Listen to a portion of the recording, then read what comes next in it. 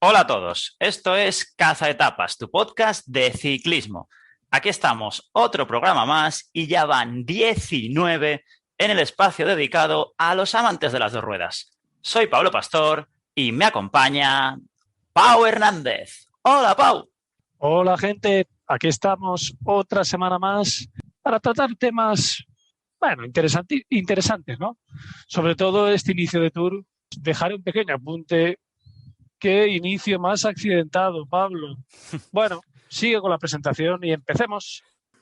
Antes de todo, dar las gracias a todos estos oyentes que vamos incorporando programa a programa, vamos creciendo poquito a poco, también desde países nuevos como Andorra que se suma esta semana.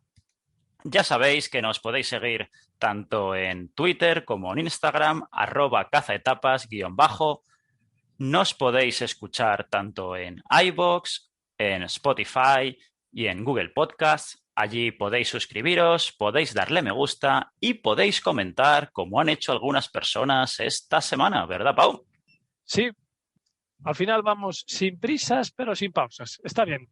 Eso de que cada vez nos oigan desde más sitios. Y cuanta más gente mejor, ¿eh? Mm. Vamos a empezar con los comentarios. El primero es de Rodolfo, que siempre nos escribe y eso está muy bien. Y dice que un análisis muy sesudo, el del programa número 18. Sí, lo intentamos, ¿no? Mm. Dimos nuestras opiniones e intentamos hablar de cada equipo. Dice, mi apuesta de top 5 son Pogachar, Roglic, Thomas, Superman López y David Golú. Rodolfo, Pablo se la juega más que nosotros, ¿eh? Ya pone sus 5 sobre la mesa, ¿eh? Muy bien. Los anotamos, Rodolfo. A final del tour hablaremos, pero tus 5 están muy bien, ¿eh? La verdad que no has dado malos nombres. El siguiente comentario, que supongo que sería el día de la etapa 2, de la etapa 2 del Tour, es de Par, que dice Van der Poel es una bestia. Ya hablaremos a continuación, sí. Una bestia parda, un bicho, como lo decimos aquí, y del que ya hemos hablado mucho durante nuestros programas. Y hoy hablaremos más. El siguiente comentario, el último, es de Pepe y va sobre el mismo tema. Dice, Matthew Van Der Poel ganó la segunda etapa y es el nuevo líder del Tour de Francia. Muchas gracias por la información, Pepe. Y vamos a tratar sobre esto y sobre otras muchas cosas, tanto del Tour como de otras carreras. Empecemos. Efectivamente, porque empezaremos con la sección de la pregunta de la semana y después hablaremos tanto del Tour de Francia como de los campeonatos nacionales y del Giro de los Apeninos y del Gran Premio Ciudad de Lugano, para acabar el programa con la sección Salseos Ciclistas. Pues venga, vamos ya con la pregunta de la semana. Vamos a hacer la pregunta de esta semana, que es la siguiente. Voy a decir 4 nombres y cuál de ellos no ha ganado, siendo español, el maillot blanco de mejor joven en el Tour de Francia. Estos son los corredores. Primero, Óscar Sevilla. El siguiente, Francisco Mancebo, Paco Mancebo. A continuación, Alberto Contador. Y para finalizar, Miguel Indurain. Pablo, ves pensando y al final del programa damos la respuesta correcta. Muy bien. Vamos ya con el Tour de Francia y tal y como también hicimos en el Giro, Pau nos va a dar unas cuantas curiosidades muy suyas, seguro que muy, muy interesantes. Son extensas, pero bueno, voy a intentar hacer un pequeño resumen, ¿vale? Hmm. Para empezar, decir que el Tour de Francia surgió el 1 de julio de 1903 por iniciativa de un periodista del periódico L'Aut, que actualmente es un periódico súper conocido, es L'Equipe, y como objetivo tenía el de aumentar las ventas del periódico. El primer año se contó con la participación de 60 ciclistas, de los cuales solo 21 llegaron a la meta. Imagínate, Pablo, qué clase de carrera. Si ya la del 2021 es durita, ¿cómo sería la del 1903? Decir que las primeras ediciones contaron con etapas nocturnas de más de 400 kilómetros y que hasta 1905 las etapas eran nocturnas con la única iluminación de los faroles de las bicicletas, que alternaban con el pedaleo de los ciclistas. Imagínate cómo eran esas etapas. Y Uf. en 1905 la iluminación de las bicicletas no sería como la que tenemos actualmente. Si ya la que tenemos actualmente no es la mejor para ir en bicicleta por las noches, en 1905 podemos imaginarlo. Decir que el primer vencedor del Tour fue el italiano Maurice Garin, que tenía nacionalidad francesa y que aventajó al segundo en más de 2 horas. Uf. También, ya en el Tour de 1904, fue descalificado y suspendido durante 2 años, cosa que hizo que se retirara del ciclismo y abriera un taller de reparación de bicicletas. Bueno, encontró otro oficio, Sí. siempre relacionado con las bicicletas, pero siempre quedará como el primer campeón del Tour. Ahí queda. Otra curiosidad del Tour de 1905, que algún gracioso, por decirlo así, sembró de clavo la carretera por donde pasaban los ciclistas. Y esto provocó pinchazos en los corredores. Porque cabe resaltar que en aquel momento no llevaban coches de los equipos detrás, ni podían cambiar de bicicleta fácilmente, sino que la bicicleta con la que iban es la con la que tenían que llegar hasta el final del Tour. Así que imagínense la gracia que les haría a los corredores en 1905, el graciosillo que les tiró los clavos. Para seguir, en 1906 fue la primera vez que el Tour salió fuera de las fronteras de Francia para llegar a Alemania. Como ya he dicho anteriormente, durante muchos años, con la bicicleta que empezaba en el Tour es con la que tenían que llegar al final. Y los encargados de hacer reparaciones eran los propios ciclistas. Una curiosidad relacionada con esto es que en 1913 Eugène Christophe rompió en un descenso la horquilla delantera y arrastró la bicicleta durante 14 kilómetros hasta una herrería cercana y llegó a final de etapa. Si ya hablamos de acabar la etapa del Tour, sobre todo estas 4 primeras, ha sido duro. Imagínense en 1913 tener la bicicleta rota y tener que llevarla a un herrero. Cabe destacar también que desde 1903 hasta la actualidad ha habido Tour, pero ha habido 2 pausas, en 1915 y 1918 por la Primera Guerra Mundial y entre el 40 y el 46 por la Segunda. La carrera era transmitida solo a través del periódico, a través del equipo, que al principio se llamaba El Auto. Y a partir de 1930 se hicieron los primeros reportajes radiofónicos de la historia del Tour. No fue hasta 1952 donde la televisión retransmitió por primera vez algunos trocitos de etapas del Tour. Pero hasta 1957 no fue cuando la carrera empezó a transmitirse en directo. En estos mismos años, en 1956, fue el primer momento en que la organización dejó a los corredores cambiar de rueda. Desde 1903 hasta el 56, si el corredor pinchaba, tenía que apañárselas para arreglar la rueda. Si no, no podía continuar. Y ya en clave española, decir que en 1959 Federico Martín Bamontes fue el primer español en ganar el Tour de Francia, que en el 73 tuvimos al segundo campeón, en Luis Ocaña, y para continuar en el 88 con Perico Delgado, obviamente. Y ya todos sabemos que Miguel Indurain ganó 5 Tours seguidos desde el 91 al 95. Otro tema del que estuvimos hablando en programas anteriores, del pinganillo, no pinganillo, cómo hacerlo. Resaltar que hasta 2002 no fue el momento en que entraron los pinganillos en la carrera. Finalmente, un apunte claro, el palmarés del Tour de Francia lo lideran Jacques Anquetil, Eddy Merckx, Bernard Hinault y Miguel Indurain con 5 triunfos finales. Y ya añadiendo en clave española también, además de Federico Martín Bamontes, Luis Ocaña, Perico Delgado y Miguel Indurain, también han ganado el Tour Óscar Pereiro, Carlos Sastre y Alberto Contador. A ver cuándo es la próxima. Pablo, continuamos con el programa. Estas son las curiosidades. He intentado hacerlo lo más rápido que he podido, pero es que el Tour de Francia tiene mucha historia, ¿eh? Y resumida en 2-3 minutos es nada. Bien, bien. Coge aire, que te lo has ganado. Buen trabajo. Vamos con la primera etapa, que fue entre Brest y Landerneau, durante 197,8 kilómetros, llena de tachuelas con 4 puertos de cuarta categoría y 2 de tercera, con uno de ellos para acabar la etapa. Hubo una escapada de 6 corredores con Cristian Rodríguez, Dani Van Poppel y De Schelling, entre otros. Acabó el del Bora yéndose en solitario.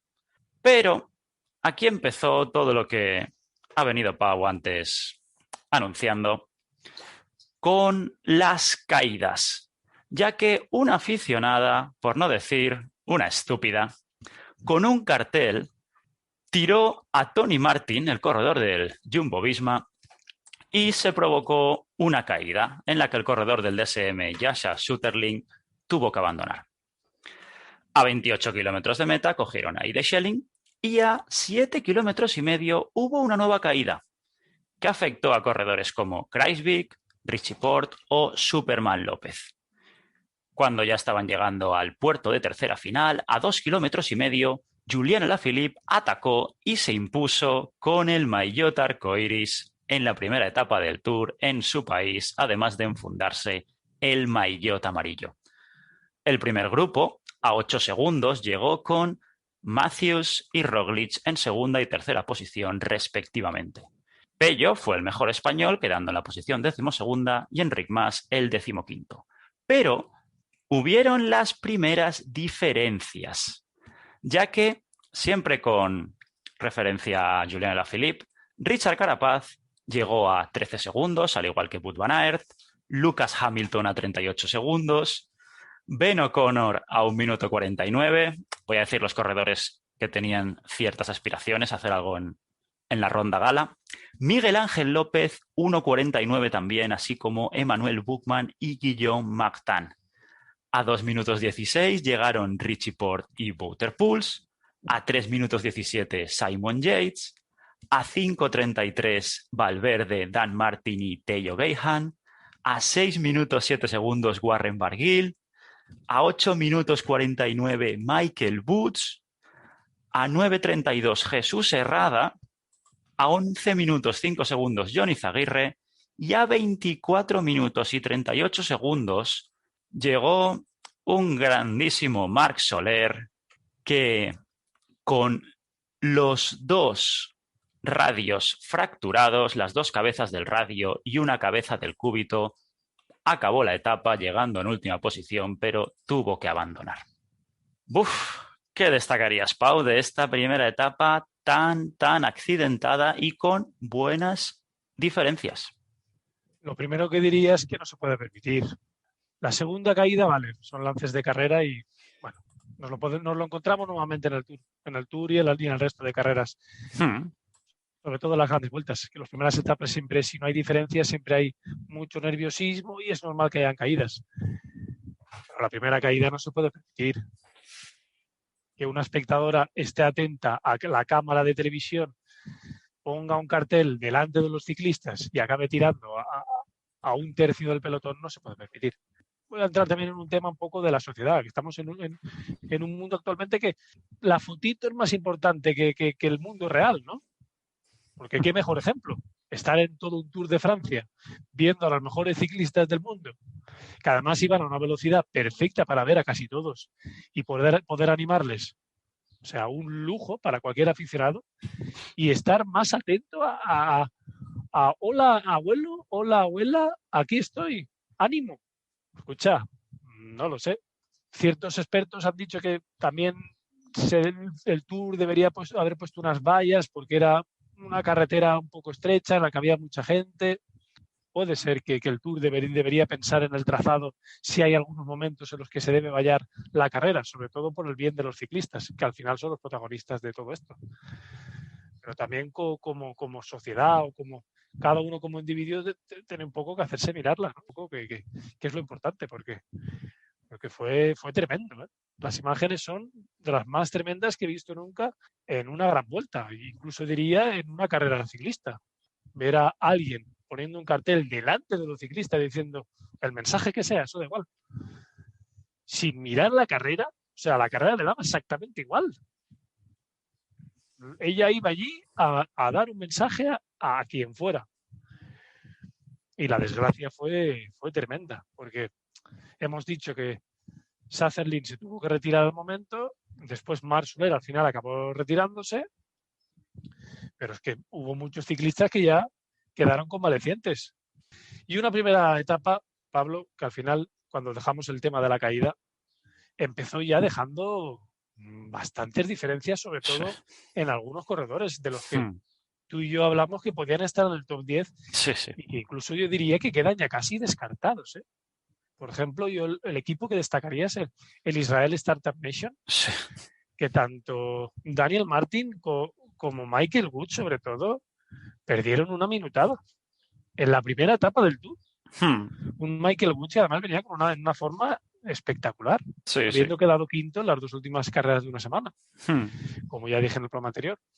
También, como no hay que destacar al mosquetero Alaphilippe, que es un espectáculo, ¿eh?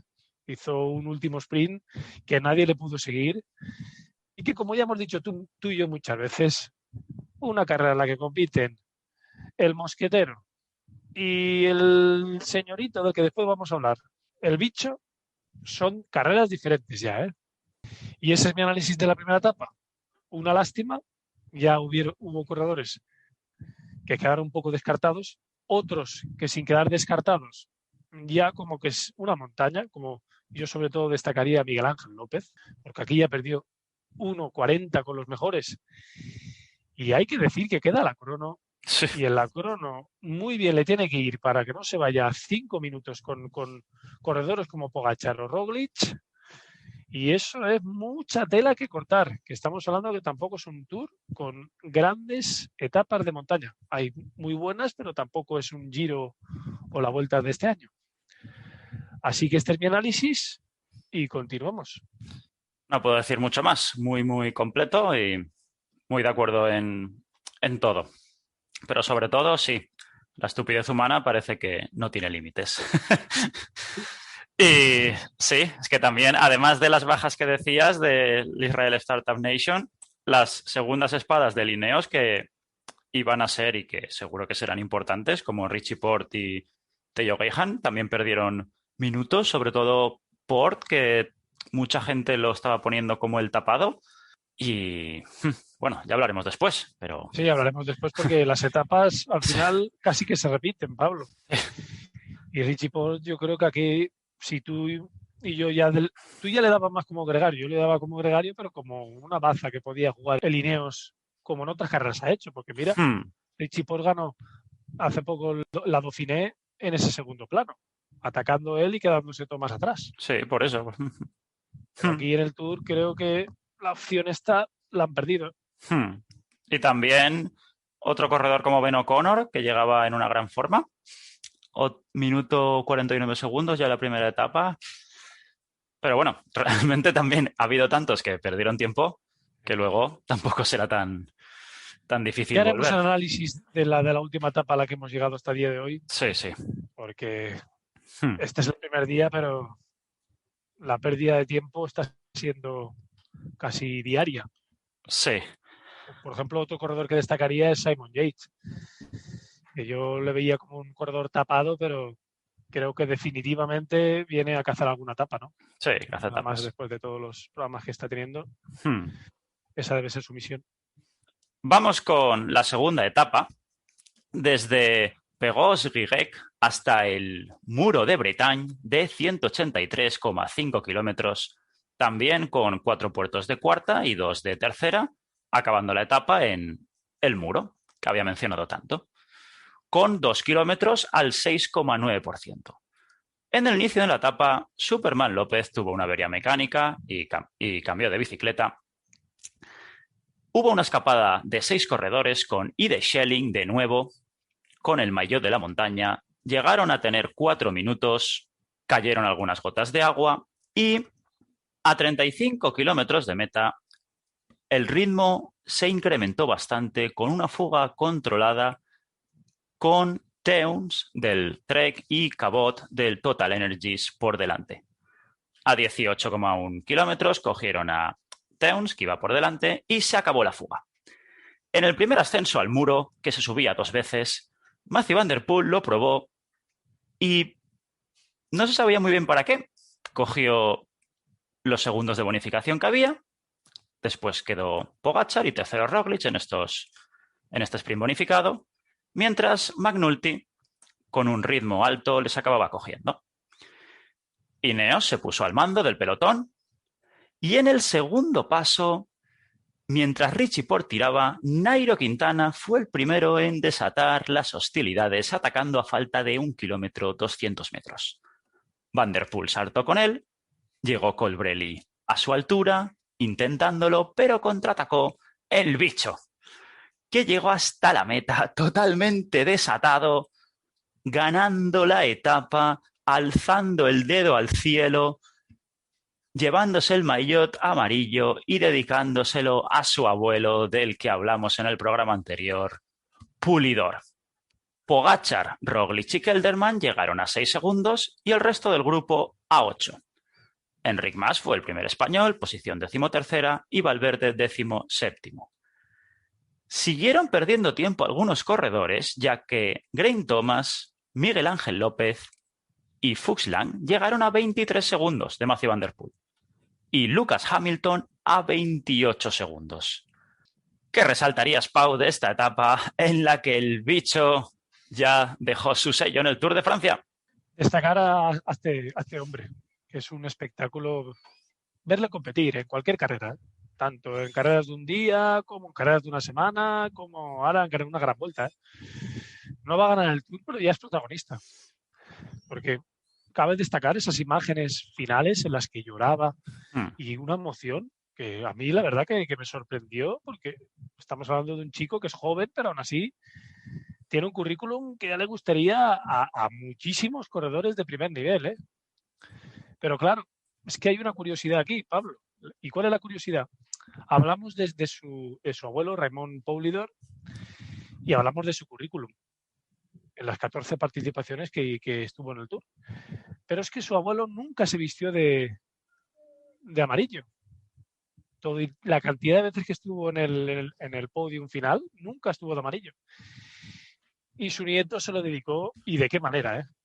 Lo tenía calculado y hizo exactamente lo que quería, porque cogió la primera bonificación, contando los segundos que le harían falta para, si ganaba, ponerse de líder, y después es que la victoria fue tremenda.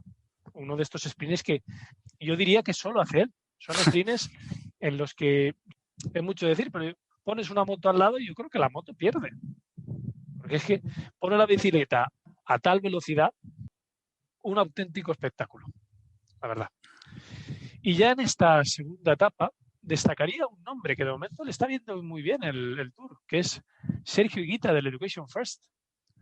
De momento está siendo el mejor del equipo, está llegando siempre delante y también es verdad que no solo depende de las fuerzas, también está teniendo suerte. Sí. Este inicio de Tour ya no depende tanto de cómo viene cada uno de estado físico, sino de la suerte que tiene, además de eso. Y muy bien, una etapa muy entretenida. Casi podríamos decir que fue como una clásica, ¿no? Sí, sí. Sí, yo resaltaría también lo mismo, que la etapa muy, muy bonita. Bien por la organización del Tour, poniendo este muro, además 2 veces. Duro y bueno de ver. Además, la imagen que decías tú de Van der Poel llorando, es que ese vínculo que un nieto tiene con su abuelo es que es único e inigualable. Y verlo ahí derrumbado, es que yo creo que a todos nos enterneció. Primero nos hizo levantarnos del sofá y luego verlo así, comprendes que es humano y que la afición que hace y la afición que crea por el ciclismo es inigualable de cara sobre todo a la gente joven y a las personas que no son tan apasionadas del deporte. Esto llega y además muy, muy mediático. Ya lo hicieron con ese maillot en homenaje a su abuelo durante la primera etapa, aquí enfundándose el maillot amarillo. Brutal. Y también... Además, Pablo, es que como en la primera etapa, llevando el maillot, que seguro que la idea que tenía es ganar la etapa, ponerse de amarillo con el maillot de su abuelo. Hubiera sido el colofón perfecto. Y aquí como quitarse la espinita, yo creo que fue algo súper especial. Y algo que igual ibas a destacar ahora. Voy a decir que Nairo Quintana de momento muy bien, ¿eh? Aquí en esta etapa número 2 lo intentó, llegó con los mejores y con la pérdida de tiempo que ha tenido Walter Valguil hasta ahora, pasa a ser el líder de la Arkea otra vez. Lo que pasa es que viene sin sus gregarios. Ya veremos. Igual no puede perder esos 20 minutos que quería perder en las etapas de montaña, tiene que quedarse con los mejores. O al menos intentarlo. Me has leído el pensamiento porque también iba a hablar de Nairo. Sí, sí, que a ver si iba de tapado cuando hice esas declaraciones y nos está engañando a todos, ¿eh? También decir la pérdida que tuvieron de segundos Thomas, tanto como Superman, que es que son segundos que vas perdiendo y luego recuperar no es nada fácil. Quizá Thomas, al ser mejor croner, lo tiene mejor, pero es que Miguel Ángel López parece que en cada etapa va perdiendo segundos. Hmm. Y queda más de una etapa para perder tiempo. Veremos con cuánto llega a la primera etapa de montaña, que es su terreno. Esperemos que sea con el mínimo tiempo posible. Pues no será tan mínimo, ya que en la tercera etapa la cosa siguió, ¿eh? Siguió y siguió. Sí, En sí. tercera etapa, desde Lorient a Pontivy, aún en la Bretaña francesa, de 182,9 kilómetros. Había alguna tachuela, se presumía que iba a llegar al sprint, pero empezaron ya las caídas de gente como Jack Hay, que venía en una gran forma Sí. y tuvo que abandonar, así como Robert Gesing. Otro que cayó fue Geraint Thomas, con dolores en el hombro, y al neutralizar a la fuga del día, en la que había gente como Michael Sharrow y De Schelling, que se está mostrando el más combativo en este inicio del Tour, Roglic cayó al suelo. Superman, descolgado por un enganchón, acabó quedándose en el grupo de Roglic. A 5 kilómetros de meta, otra caída, esta vez con Pogačar involucrado en una curva, en bajada. La verdad que carreteras estrechitas, en descenso. Bueno, ahora hablaremos de esto. Y en la curva antes de meta, Caleb Ewan y Peter Sagan se cruzaron violentamente y otro que tuvo que abandonar fue el australiano por una fractura de clavícula. Llegó el sprint y hubo un doblete del Alpecin.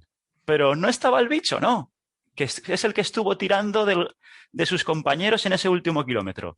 Se impuso Tim Merlier y segundo Jasper Philipsen. Y en tercera posición para Bouhanni, el corredor del Arkea. En este primer grupo solo entraron 17 corredores. A 14 segundos entró un grupo en el que, entre otros, iban Enric Mas, Nairo Quintana y Wilco Kelderman. A 26 segundos, otro grupo con gente como Pogačar, Gudú, Urán, Lutsenko y Thomas. Y a 1 minuto 21 segundos, Roglic con Superman López. La general pasó a estar encabezada por Mathieu Van Der Poel, segundo Alaphilippe a 8 segundos, tercero Richard Carapaz a 31 segundos, cuarto Wout van Aert a 31 segundos, y ojo con Van Aert, quinto Kelderman a 38 segundos, sexto Pogačar a 39, séptimo Enric Mas a 40, al igual que Nairo Quintana en octava posición, y encontramos a David Gudú en la 12ª posición a 52 segundos, a Rigoberto Urán en la 15ª a 52 segundos, a Fuchs Lang a 55 segundos, Geraint Thomas pierde 1 minuto y 7 segundos, Primo Roglic 1 minuto 35 segundos, posición número 20, Guillaume Martin lo tenemos en la posición 28 a 2 minutos 33 segundos. ¿Qué remarcarías, Pau, de esta etapa que tiene mucho, mucho que contar? Añadiría lo que has dicho, que encontramos a Miguel Ángel López el 42 a 3:43 del líder. Ay, cierto, cierto. No, no, se me había olvidado. Disculpas. Estando Richie Porte a 3:34 por encima justo de Miguel Ángel López. Está siendo un tour, un inicio de tour, veremos cómo continúa, de supervivencia máxima, ¿eh? Casi en cada etapa hay alguna cosa que contar y son nuevamente caídas y pérdidas de tiempo. Sí, sí. Además de eso, voy a decir que al Alpecin Fenix tendremos que ponerle un nombre, ¿no? Si los del de Koenig son los lobos, estos son los zorros, ¿no? Porque donde van, etapita que se llevan, ¿eh? Y aquí los dos primeros. Tim Merlier, como le dijimos ya en otros programas, la hiena, que ya lleva etapa en el Giro, etapa en el Tour, y ¿por qué no intentar alguna etapa en la Vuelta? En la Vuelta participará. no sería mal objetivo para este hombre. Y ¿qué más decir a todo lo que has dicho? Es que hay poco más que decir. Un Primo Roglic que tuvo muy mala suerte en la caída, porque el Tour en un principio era como la batalla de los eslovenos. Y esta etapa fue como un poco diferenciar, ¿no? Porque casi hay un minuto de diferencia entre uno y el otro. No es mucho, pero claro, es que estos hombres están tan igualados que un minuto, Pablo, aquí en la tercera etapa ya puede ser primordial. Y destacar también a Richard Carapaz, que fue el único que entró con los mejores, con el grupo principal de los 17 que has dicho. Tú y yo lo destacamos como el mejor corredor de Lineos y parece que esa es la vía, ¿no? De Lineos. Además, contando de que ahora mismo Carapaz está por delante de los dos eslovenos, tanto de Pogačar como de Roglic. Y finalmente, un Enric Mas, que parece que está en forma, pero que además la suerte que siempre tiene que acompañarte, hasta ahora le está acompañando. Y que continúe igual, ¿no? Vamos ahora a los temas peliagudos de la etapa. Por supuesto. Nos mojamos un poco porque ¿tú qué crees? ¿De quién es la culpa? Porque es que hay una corriente que si es porque los ciclistas quieren ir todos delante, que si es porque las carreteras no están en condiciones, que si hay muchas rotondas. ¿Qué opinión tienes al respecto? Porque es que son muchas caídas y peligrosas. A ver, la primera caída como en el Tour es hasta fuera de todo comentario. Seguidamente, es que al final, cuando una gran vuelta en la que vienen los mejores, vienen en su mejor forma, mejor preparados, tanto los líderes como los gregarios de lujo, en todos los terrenos. Si empieza sin haber diferencias, unas grandes diferencias, pues al final todos quieren ir delante. Si a esto añadimos que en los finales de etapa están siendo en carreteras estrechas, bajadas, todos quieren ir delante, tanto los equipos de los sprinters como los equipos de los líderes de la carrera, es un cóctel molotov. Una vertiente que está saliendo ahora es que en vez de que no se pierda tiempo a los 3 kilómetros, que sea a los 5. Puede ser una solución. O quizá a los 8, que no sé. Al final, todo lo que sea calmar este tipo de finales, que ya hay mucha tensión y que encima si a eso a la tensión unimos las capacidades que tienen, porque destacaría un apunte de esta etapa número 3, que Mati Mohoric se puso un momento en una bajada a tirar, pero que puso al pelotón tiritando y que justo en ese momento fue cuando cayó Jack Hay, su jefe de filas. Obviamente no voy a decir que Mohoric provocara que su jefe de filas cayera, pero fue casi instantáneo. Se puso Mohoric a tirar, todos en fila de uno y justo en ese momento cae Jack Hay, que hasta el momento estaba siendo de los mejores de la clasificación general y del Bahrein el mejor. Y no sé, es que al final, eso, unión de factores. Yo no diría que no hay uno, yo no destacaría uno, sino varios. Y quizá la solución puede ser esta, que pongan el kilometraje para no perder tiempo no en 3, sino en 5 o a lo mejor en 8 kilómetros. Puede ser una opción. Lo que también creo yo es que en este ciclismo moderno de ahora, todas las etapas se intentan disputar y no ya solo por los sprinters, porque antes era esto de primera semana, los sprinters y los favoritos tapaditos. Pero es que estos Alaphilippe, los del Alpecin, van a todo. Ven la sangre y van hasta el final. Y añadiría también que históricamente siempre ha habido como un equipo que dominaba el Tour. Ahora mismo hay como 3 o 4 equipos que tienen corredores como para hacerlo.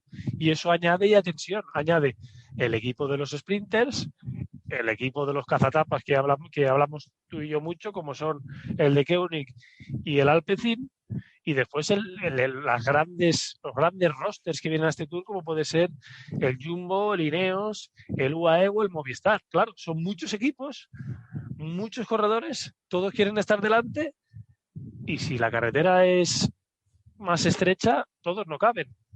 Si a eso añadimos la tensión, si a eso añadimos las bajadas, si a eso añadimos que todos llegan con fuerza, cóctel, molotov.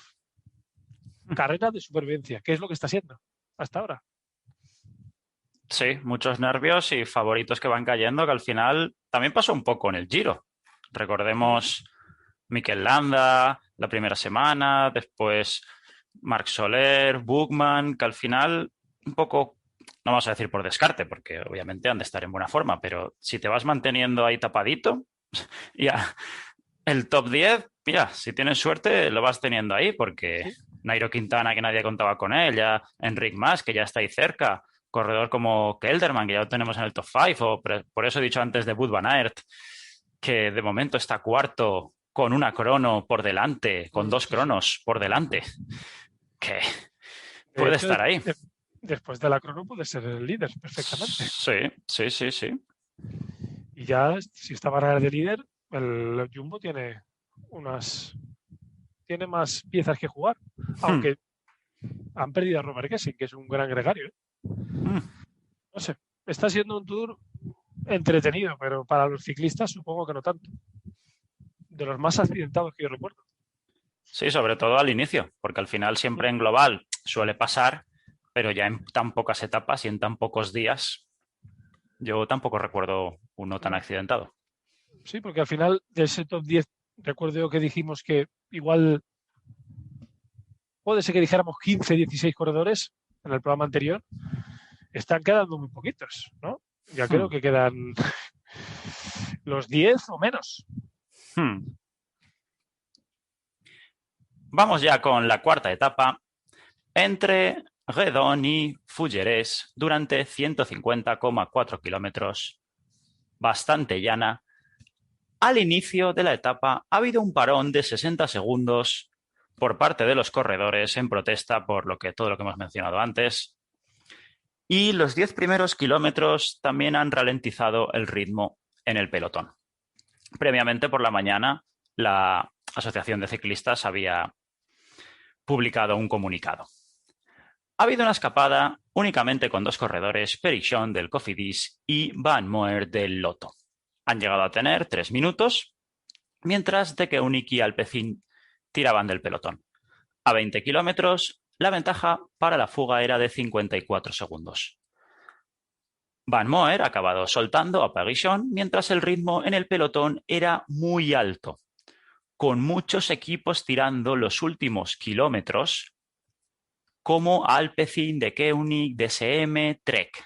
A 3 kilómetros para la meta, contaba con 33 segundos de ventaja, pero a menos de 200 metros le han acabado cogiendo y ha aparecido un avión llamado Mark Cavendish para ganar, sumando a su casillero su victoria número 31 en el Tour. Segundo ha quedado Bohani, el corredor del Arkea, y tercero Jasper Philipsen. Iván García Cortina ha sido el mejor español en la posición número 20. Y en esta etapa, por fin, no ha habido diferencias entre los favoritos. ¿Qué destacarías, Pau, de esta última etapa que se ha producido mientras grabamos el podcast? Etapa tranquila. Sí. El titular sería por fin una etapa tranquila para los corredores del Tour. Y antes de hablar del ganador, Mark Cavendish, hay mucho que decir, hablar del Alpecin Félix, ¿no? Que yo creo que aquí, en esta etapa número 4, querían hacer ya el festival, porque al inicio de la etapa nos encontramos con la noticia de que los corredores habían dicho que y Merlier y Van der Poel iban a trabajar para Philipsen, para que ganara la etapa Jasper Philipsen. Al final ha sido así, el equipo ha trabajado para Philipsen, pero en el sprint final se ha demostrado que hay otros corredores que están más fuertes que este hombre. Quizá el Alpecin debería haber trabajado para, yo creo que el mejor corredor que tienen los sprints, ¿no? Que es Tim Merlier, la llena. Aún así, yo creo que como Philipsen le hizo la preparación del sprint en la etapa número 3 a Merlier y el Alpecin ya había ganado 2 etapas, yo creo que ya querían hacer el festival, ¿no? Querían ganar 3 etapas seguidas con 3 corredores diferentes. Pero bueno, ha venido Mr. Mark Cavendish y les ha quitado la etapa, ¿no? Y voy a hablar de datos, Pablo, que te gustan tanto los datos. Voy a hablar de etapas ganadas en el Tour por Mark Cavendish. Destacar que empezó ganando su primera etapa en el 2008, cuando se llevó 4 etapas. Siguió en el 2009 ganando 6 etapas de todo un Tour de Francia. O sea, casi se llevó las etapas de una semana. Le faltó una para llevarse 7. En 2010 sí, se llevó 5, que no está mal, ¿no? Pero bueno, ya con los números que lleva. En 2011 se llevó también 5 etapas, más la clasificación de los puntos. En 2012 se llevó 3, que después de los números que llevaba hasta ese momento parecía como un desastre, pero claro, es que qué números. En 2013 ganó también 2 etapas para llegar al 2014, que fue el primer año desde el 2008 que no ganaba ninguna etapa del Tour de Francia. Seguimos con el 2015, donde se llevó una etapa. Y en 2016 se llevó finalmente 4 etapas del Tour de Francia.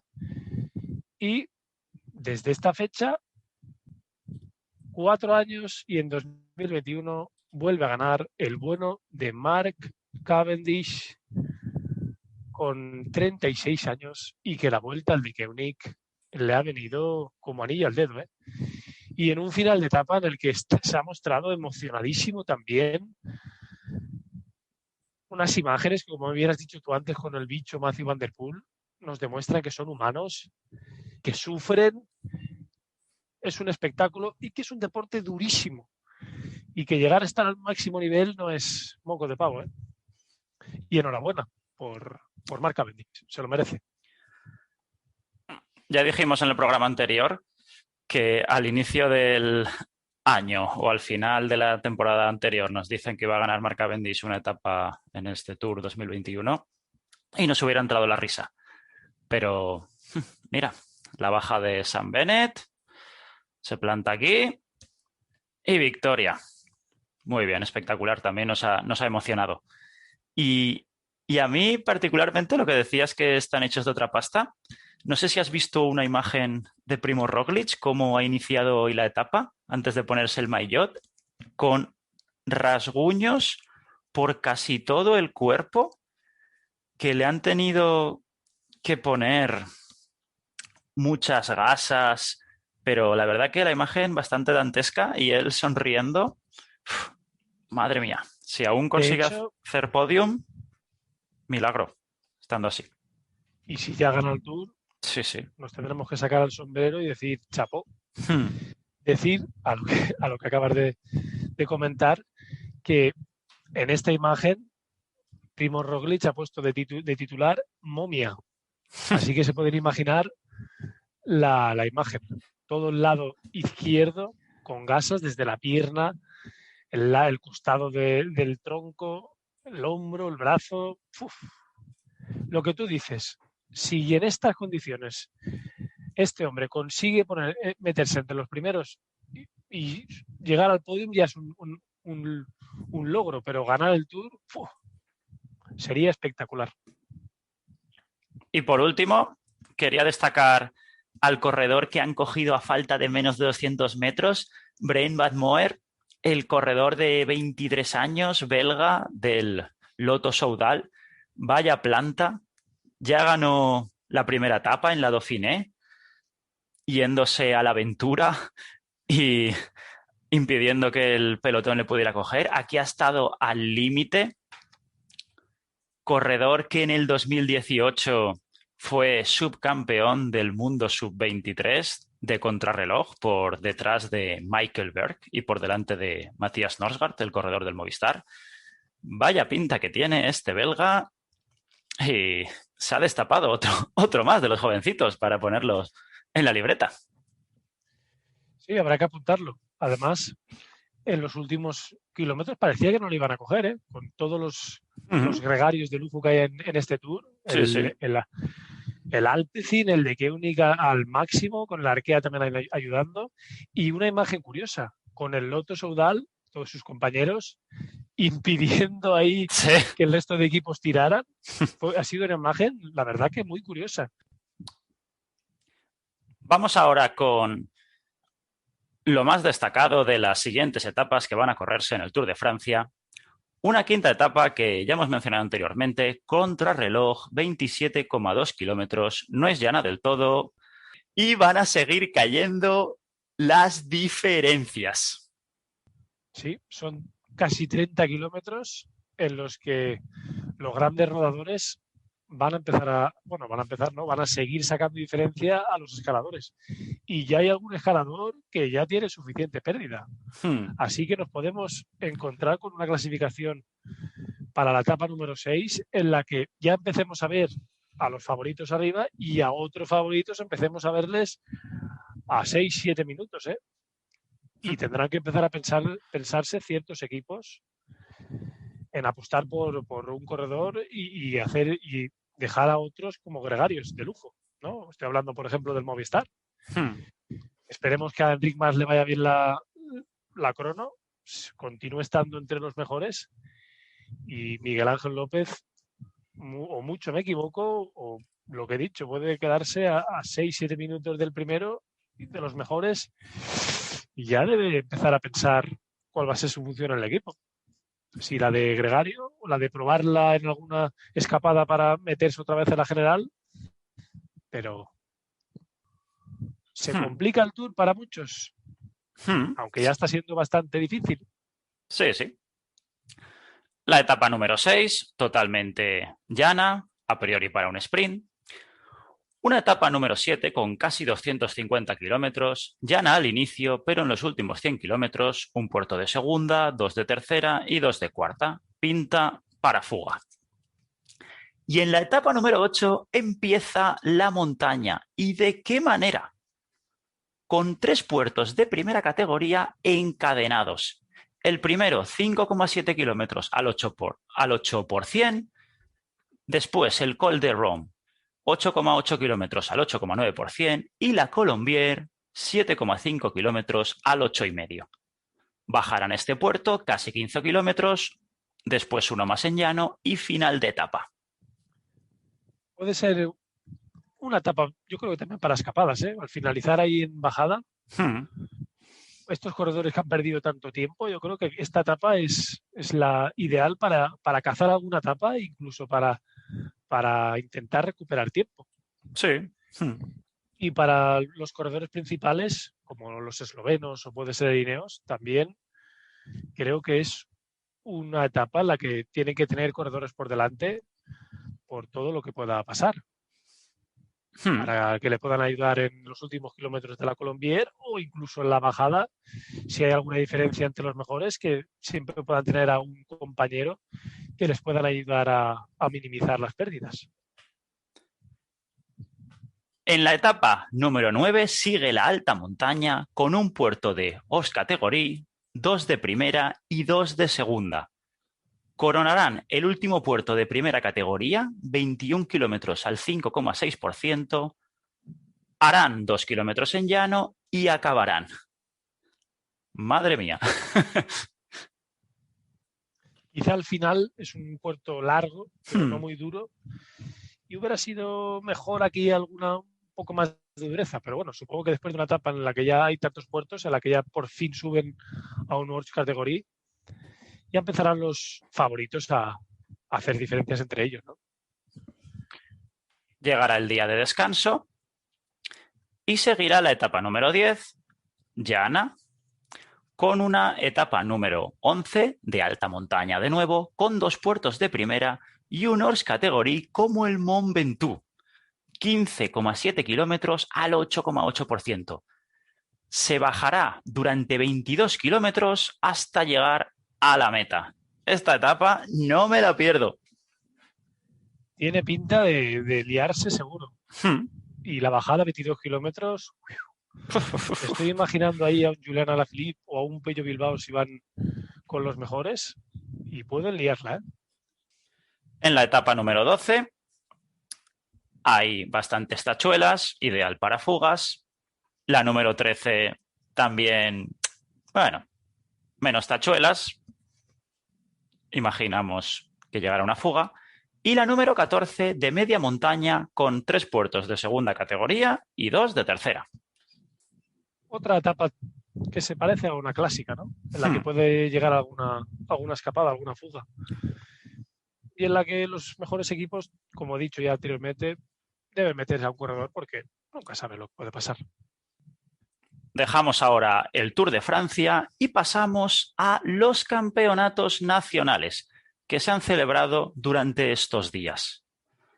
Empezaremos por los de España, en los que en categoría sub-23 han ganado Iván Cobo en ruta e Igor Arrieta en crono, los corredores del Lizarte. Y en categoría élite, el ganador en ruta fue Omar Fraile y en crono Jon Izaguirre.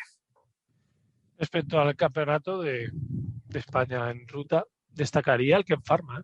Hizo una carrera muy, muy buena.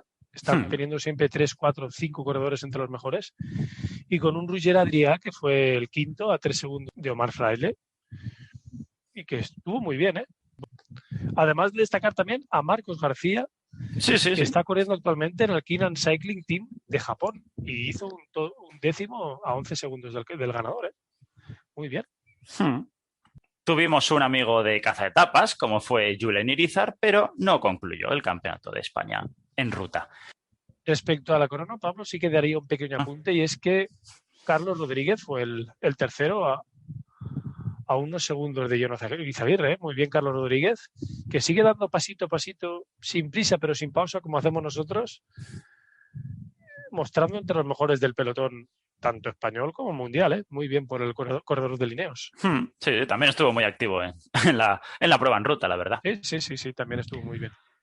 Siguiendo con el resto de países, en Bélgica, el ganador en ruta fue Wout van Aert y en la contrarreloj, el corredor del De Koenig, Lampaert.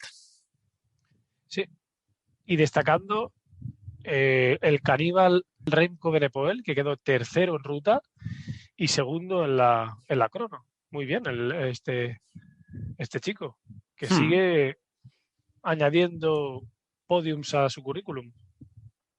En Colombia se impusieron Aristóbulo, Cala en ruta y Vargas contra el crono.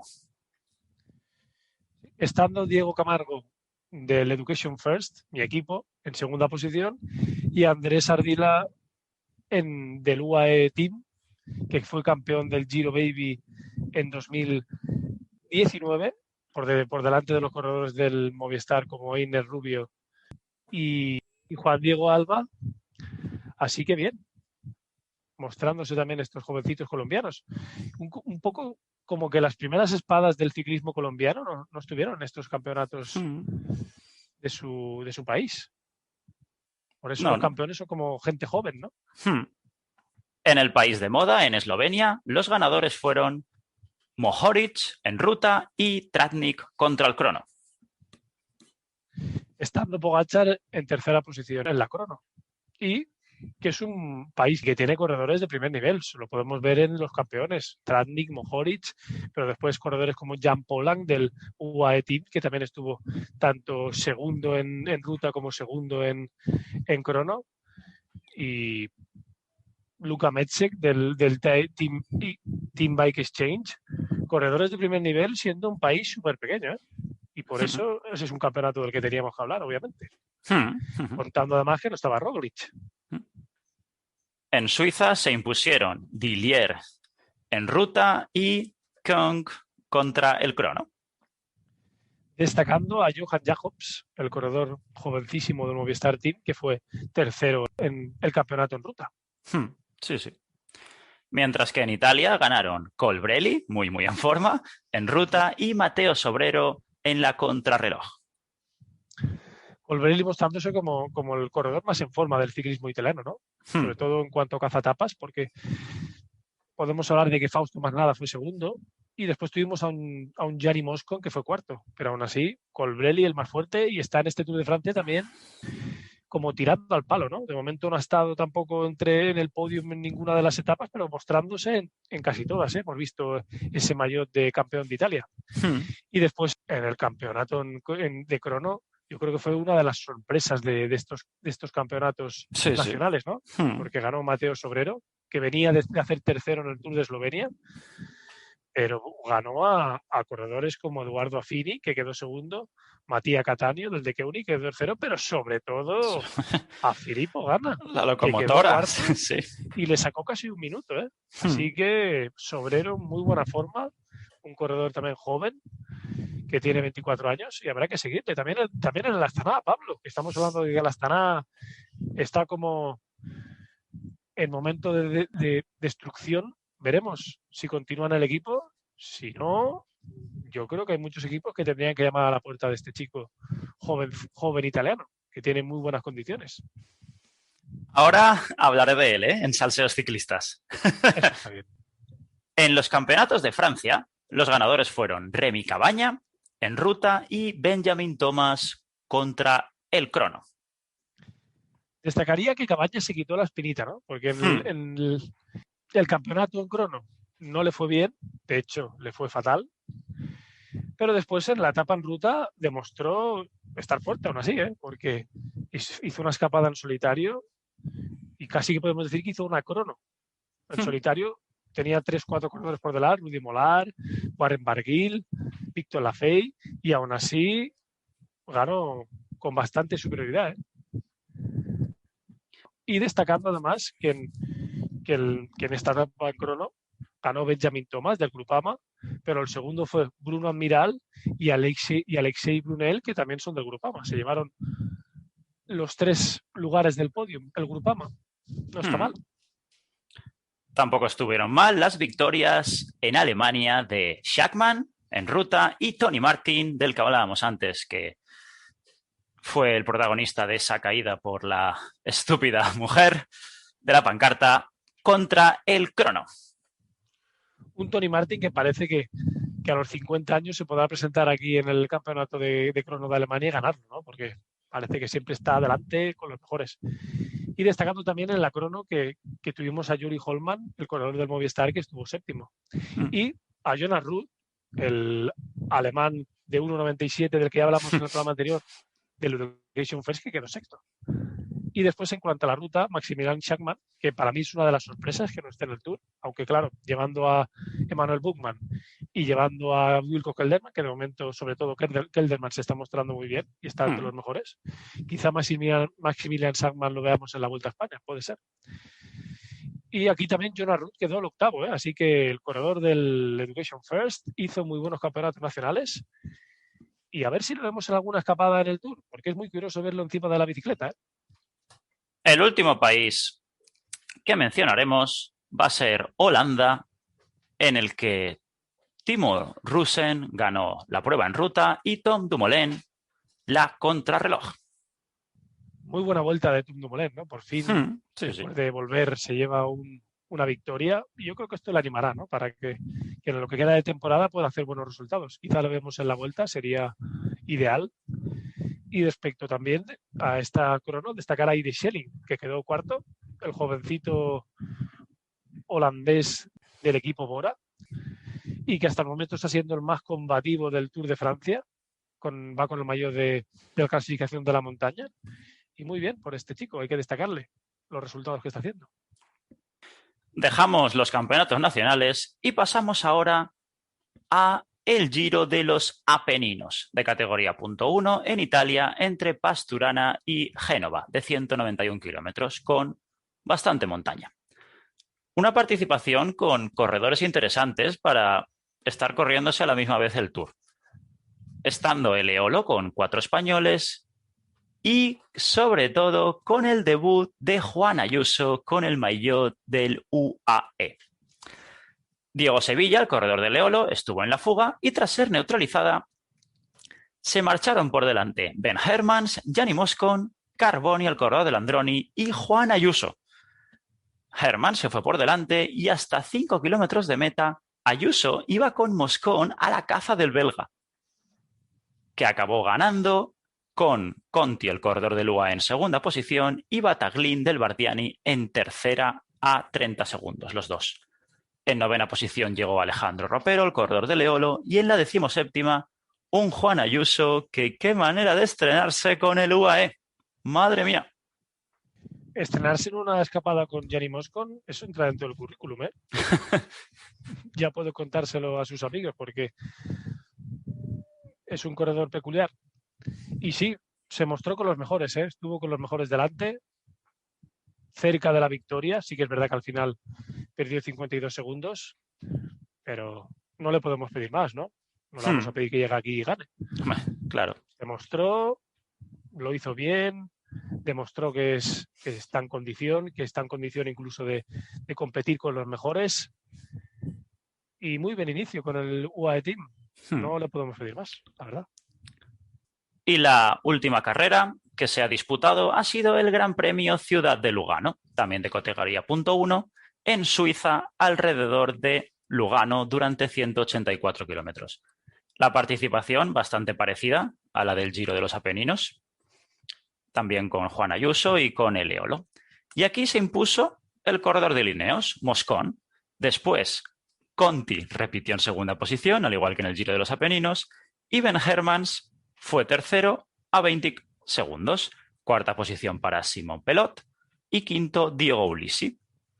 Diego Sevilla, el corredor de Eleolo, acabó en la 12ª posición y Alejandro Ropero en la 18ª.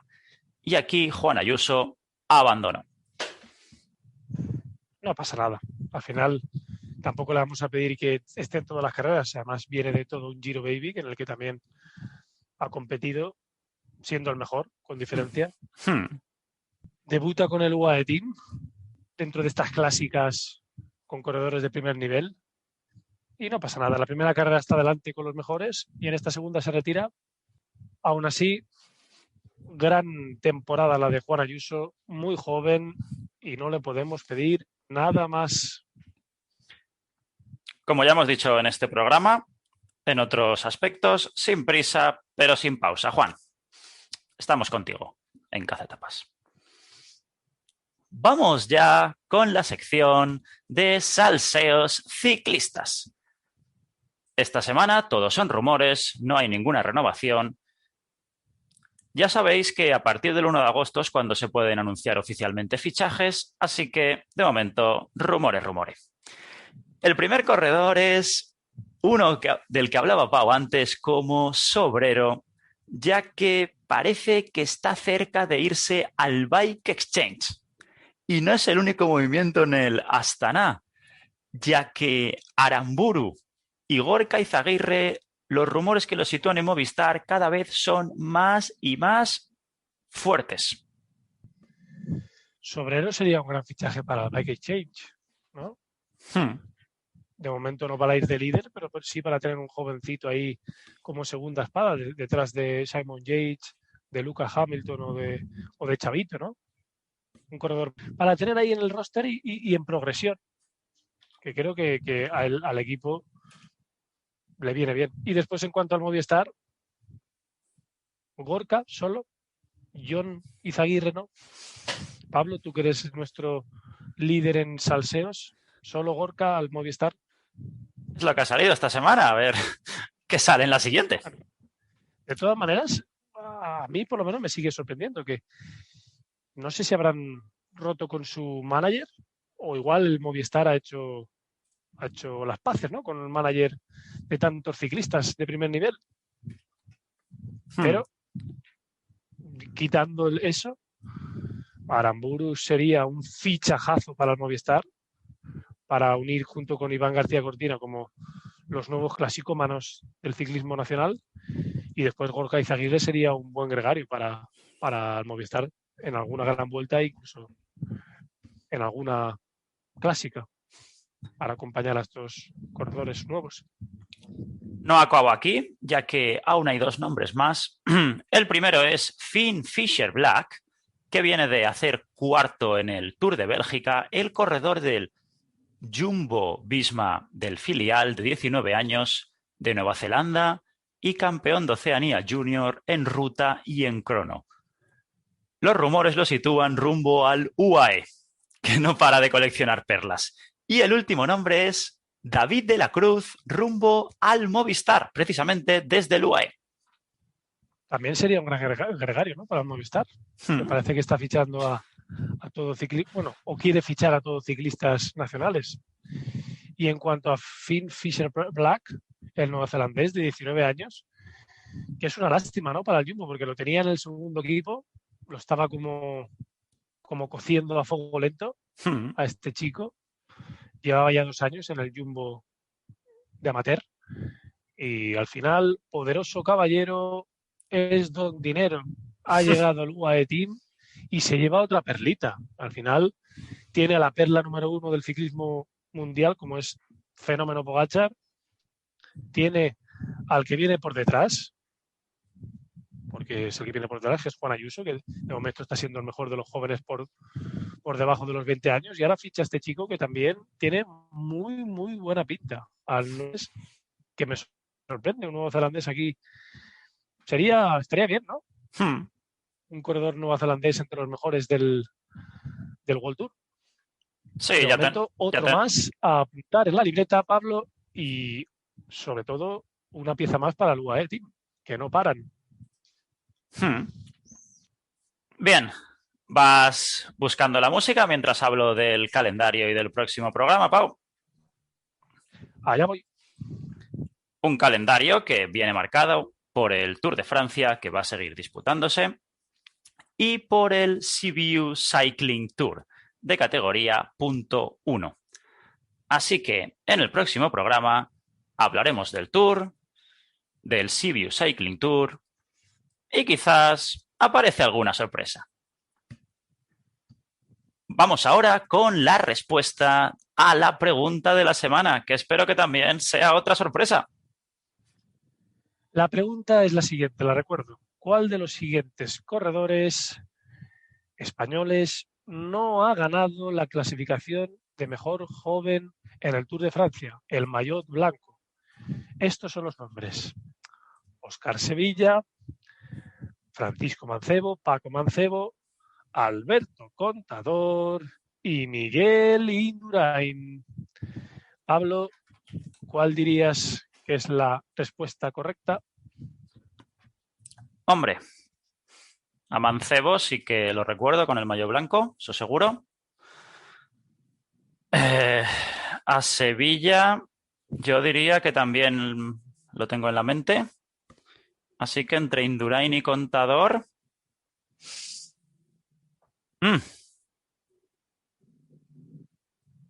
Yo diría, a ver... Venga, Contador. No, Pablo, no. Contador fue el mejor joven en 2017 y además de ser mejor joven, ganó el Tour de Francia. Ay, sí, sabía que lo había ganado, por eso pero no pensaba que también, claro, porque claro, no lo asociaba con él. Es uno de estos corredores excepcionales que jovencitos ganan el Tour. Y la respuesta correcta, sorprendente, ¿cómo no?, es Miguel Indurain. No ganó la clasificación de mejor joven. Ganó 5 Tours, pero la de mejor joven no. Y voy a dar un pequeño apunte de lo que hizo Miguel Indurain hasta ser campeonísimo del Tour. Debutó en el Tour de Francia en el año 1987, con 22 añitos. Consiguió acabar el Tour, siendo el 97 a 2 horas de Stephen Rush. En 1988 fue gregario de lujo de Perico Delgado, que fue el campeón del Tour de Francia. En el 89 ya se presentó al Tour habiendo ganado la París-Niza y fue gregario de lujo también de Perico.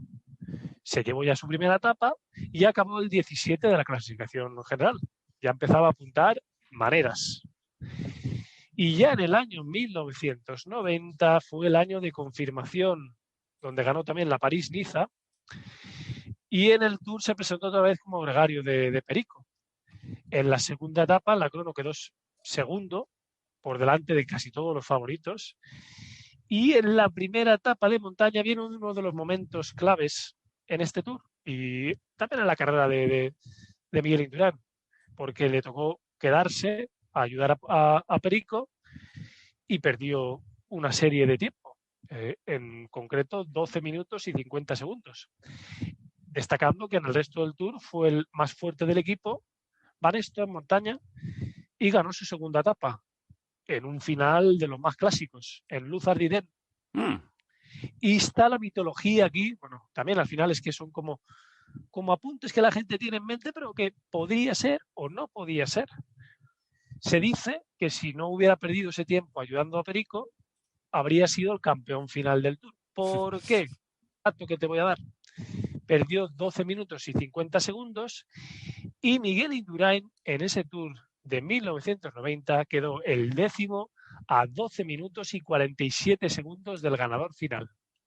Queda ahí el dato, queda ahí la pregunta de la semana y queda cuál es la respuesta correcta.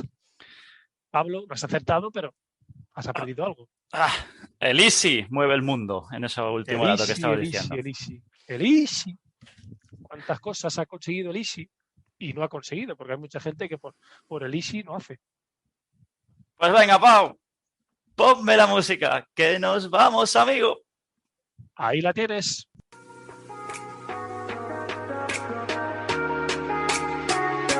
Esto ha sido todo por hoy. Programa número 19 de Caza Etapas. Y esto no para. Poco a poco vamos sumando adeptos, siempre con humildad, pero con mucha pasión. Ya sabéis, nos podéis seguir tanto en Twitter como en Instagram, @cazaetapas_. Nos podéis escuchar en iVoox, en Spotify y en Google Podcast. Allí podéis suscribiros, podéis darle me gusta y podéis comentar lo que os dé la gana. Adiós, adiós. Hasta luego, gente. Bye, bye.